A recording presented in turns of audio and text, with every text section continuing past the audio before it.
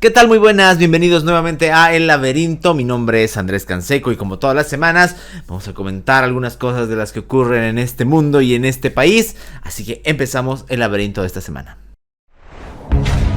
La Voz Universal TV presenta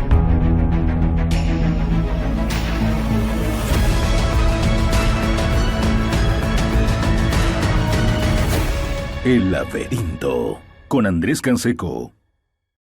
Semana de festejos en Santa Cruz, en la ciudad y en el departamento. Hay todo este movimiento relacionado al 24 de septiembre. Ocasión en la que muchas personas rinden homenaje a Santa Cruz. Discutible o no, la razón y la forma, eso es otra historia que cada quien debe asumir de forma personal y libre. Pero aquí es donde yo quiero hacer una precisión muy importante. Porque ya no es solamente la paranoia de Andrés Canseco o la mala voluntad que le puede tener a ciertos individuos o autoridades, sino ya la experiencia. La gente olvida muy rápido y eso, lejos de ser solo molesto, es peligroso. Hace un año, justamente en estas fechas, los parlamentarios de la famosa bancada digna de Creemos, sobre todo, y algunos creo que de Comunidad Ciudadana, no estoy seguro, de Creemos estoy seguro, vinieron a Santa Cruz abandonando sus curules, como ellos decían, por el derecho que tenían a homenajear a su tierra. Y fue en eso que el movimiento al socialismo, cuando le convino, pudo aunar sus fuerzas y por 2/3 eligieron al actual defensor del pueblo. Ojo con esto, porque puede pasar de nuevo, puede pasar que de nuevo por hacer sus homenajes, sus fiestas, o muchas veces por aparentar con sus bandas o con sus prosélitos, algunos parlamentarios estén prestándose de nuevo a ese juego. Ya si es una segunda vez, diremos que no es un error, sino una intencionalidad bastante notable. Y además de la inocencia en política, me molesta también el despilfarro, como nos debería molestar a todos.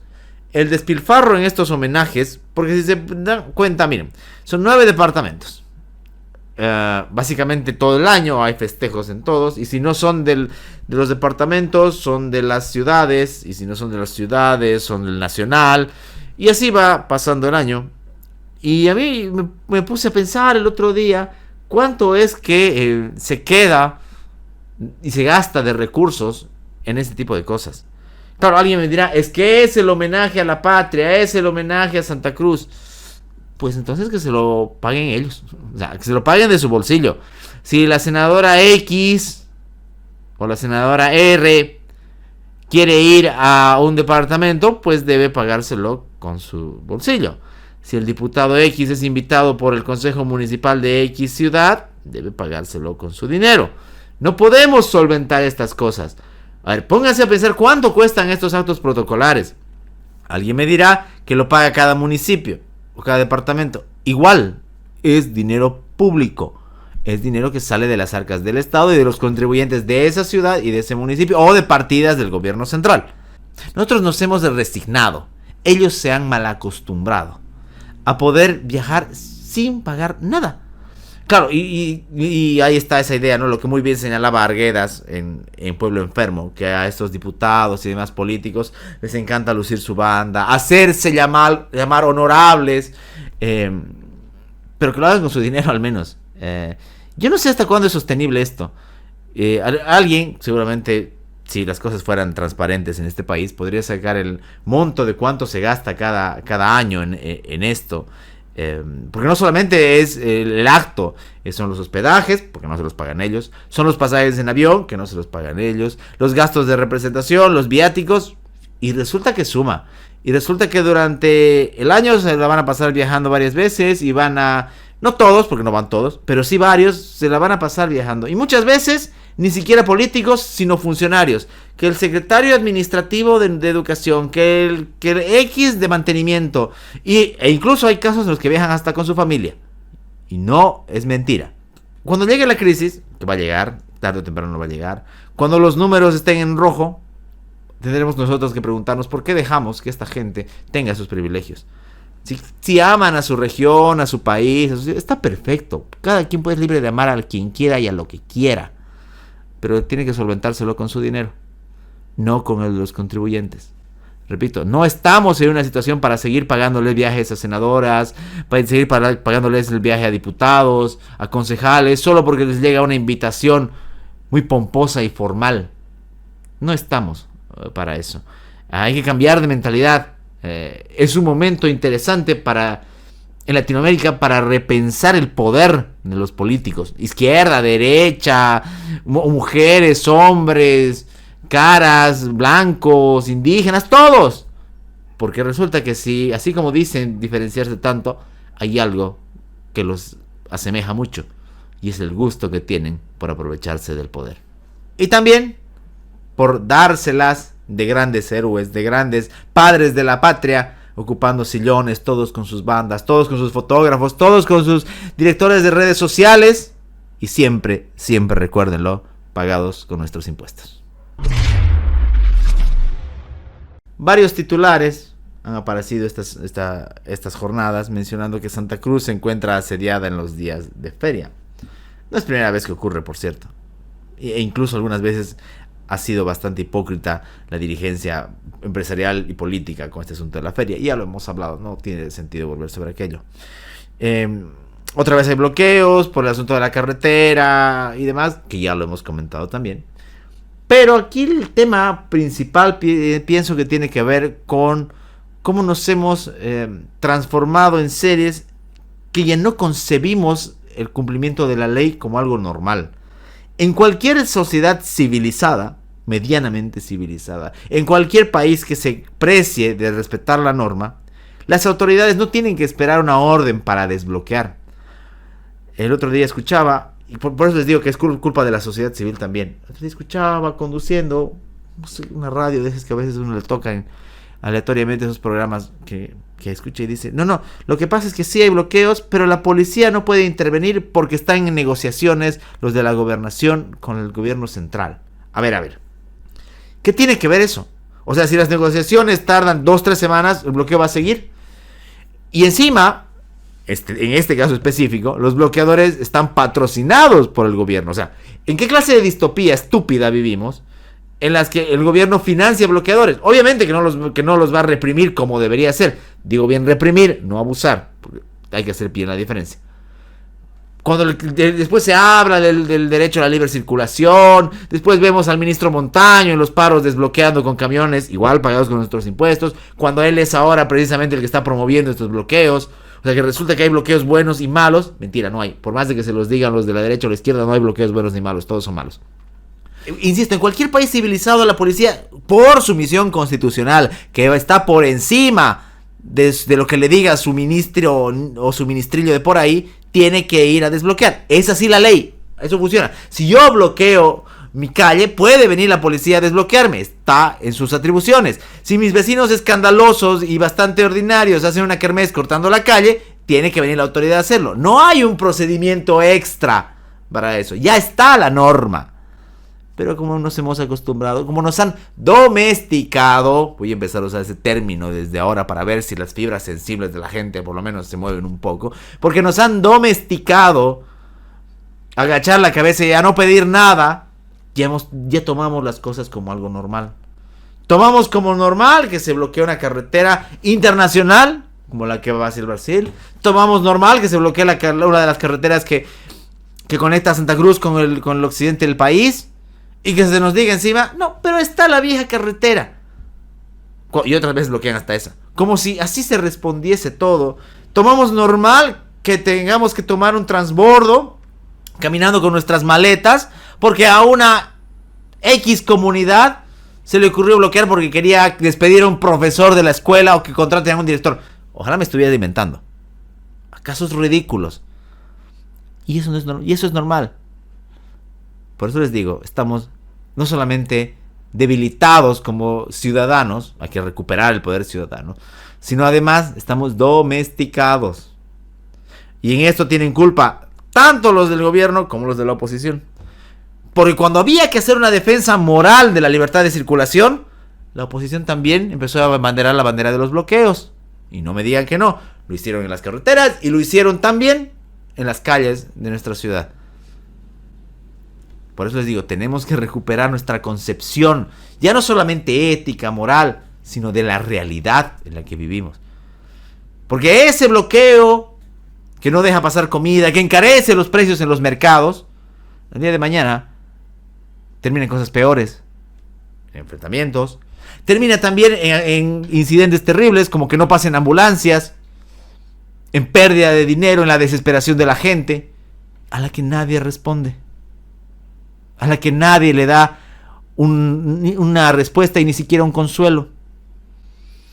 Nos hemos pasado décadas, y sí digo décadas porque lo recuerdo desde la infancia, hablando de lo perverso que es ese modo de comportarse boliviano, de bloquear carreteras, que ha encumbrado a Evo Morales en su momento. Imagínense lo perverso que es.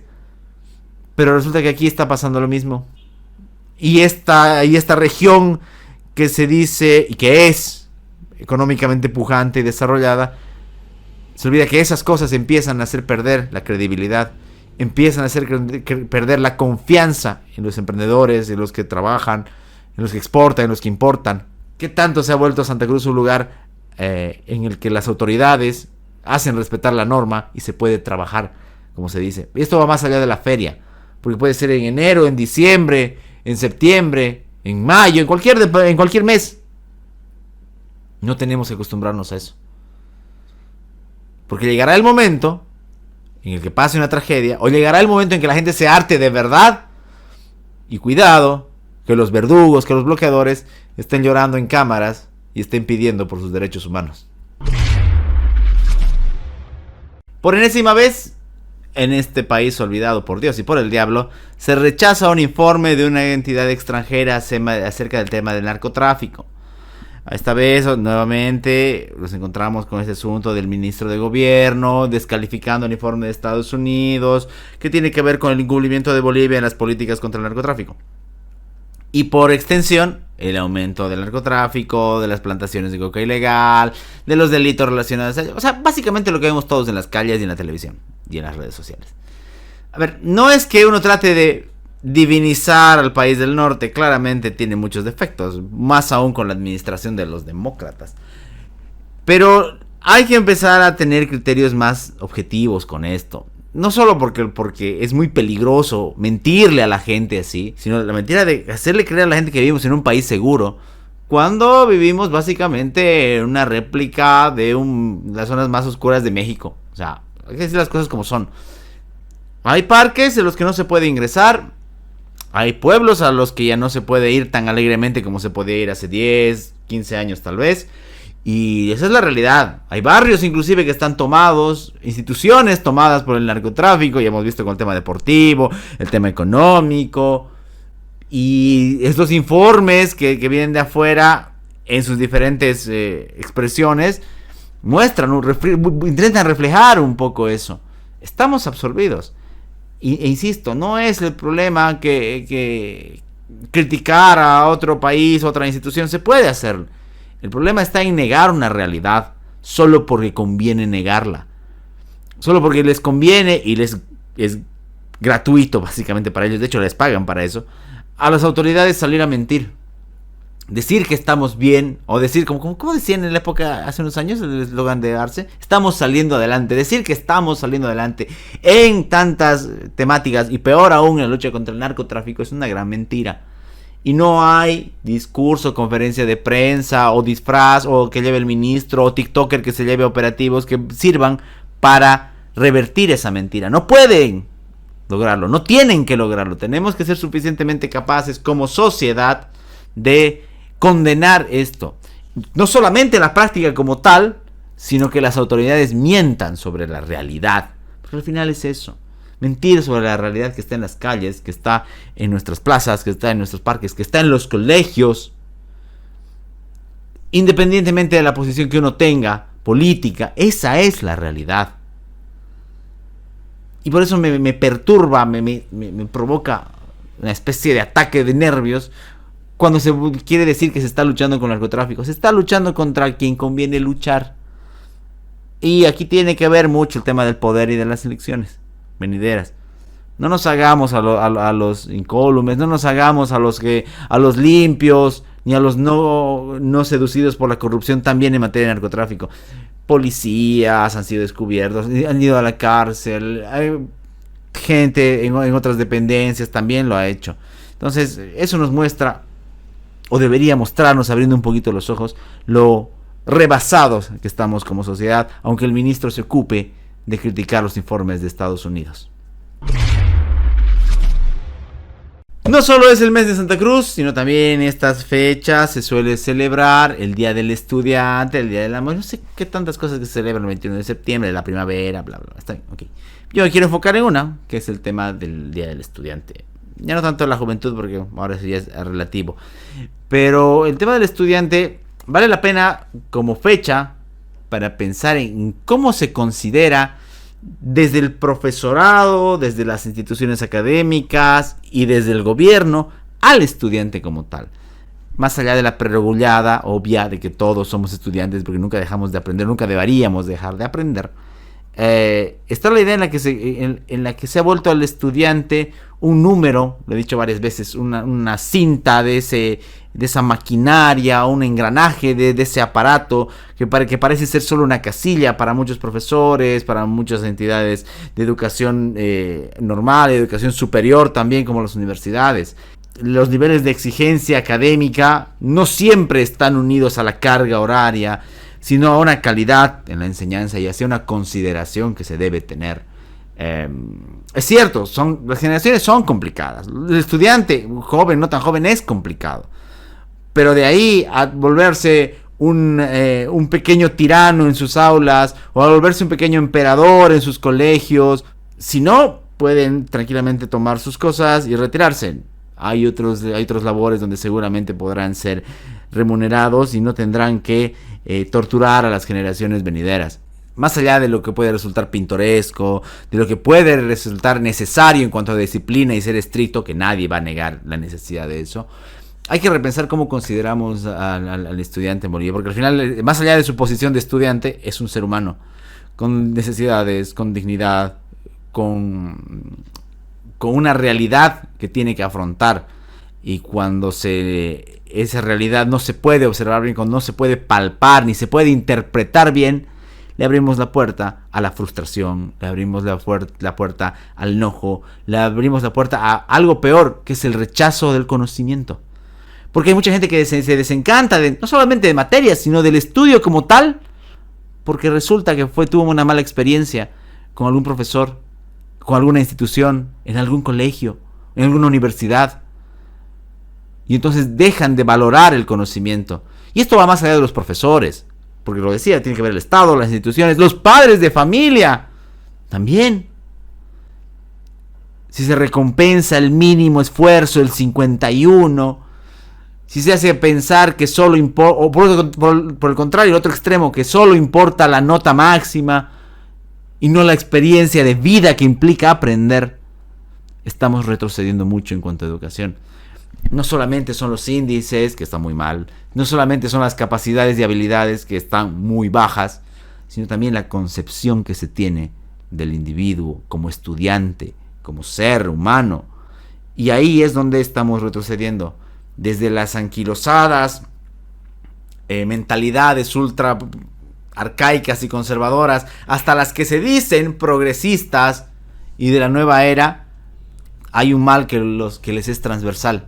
Y es el pensar, primero, que son dueños absolutos de la verdad y que el estudiante no tiene derecho a observarlos, a discutirles o a hacerles alguna crítica. Y el otro mal que tienen es portarse muy abusivos muchas veces. El Día del Estudiante vale la oportunidad para recordar aquello. Y no porque uno sea un beneplácito que da bien para nada. Quienes me han escuchado y visto en clases saben que no. Al contrario, no me agrada quedar bien con nadie. Pero lo que hay que decirlo también públicamente. Y tal vez así darnos cuenta de que así como con los males del país, también en la educación hemos empezado a normalizar las cosas malas, haciéndolas pasar como irremediables, como buenas, pero hasta por dignidad tenemos que hacerlas notar. Feliz Día del Estudiante a todos los que ejercen todavía esa labor y quienes tienen el compromiso con el conocimiento y con el saber. Llegamos al final del programa. Quiero agradecerles a todos por sus comentarios, por dejarnos sus likes, por seguirnos a través de nuestras redes sociales, a través de la radio y también a través de la televisión en el canal de La Voz Universal. Mi nombre es Andrés Canseco y nos volveremos a encontrar la siguiente semana en otro laberinto. Que tengan un muy buen descanso. El laberinto con Andrés Canseco.